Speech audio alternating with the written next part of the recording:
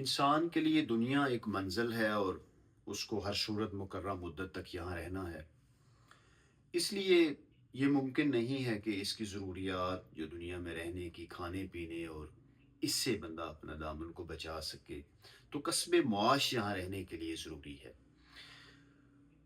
اب کسب معاش، آداب معاش اور کسب حلال جو ہیں، اس پر قرآن و حدیث کی تعلیمات، ہدایات، محققین کی آراء، ان کے اعمال، ان کا کردار، ان سب کی جانکاری ہمارے لیے بڑی ضروری ہے۔ صوفیہ کرام جو ہیں، ان کا اس پر بڑا واضح اور بڑا کھلا موقف ہے۔ فرماتے ہیں کہ دنیا میں رہو مگر دنیا کے نہ رہو، یعنی آپ جو ہے وہ دنیا میں رہو لیکن جو آپ کا مقصود ہو وہ آخرت ہو۔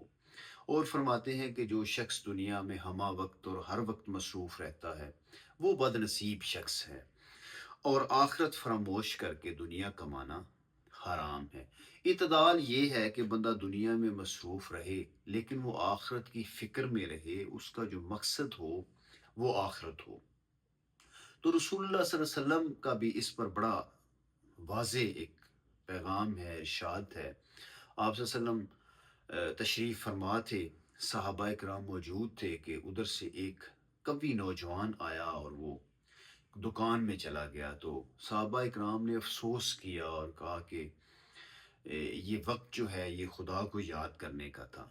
تو آپ صلی اللہ علیہ وسلم نے اس پر ارشاد فرمایا کہ ایسا نہ کہو، اگر وہ شخص اپنے آپ کو، اپنے بیوی بچوں کو، اپنے ماں باپ کو، اگر وہ دنیا سے بے پرواہ کرنا چاہتا ہے، دنیا سے بے پرواہ کرنے جا رہا ہے، تو وہ بھی خدا کی راہ میں ہے، اور اگر تفاخر اور تونگری دکھانے جا رہا ہے تو یہ شیطان کی راہ ہے۔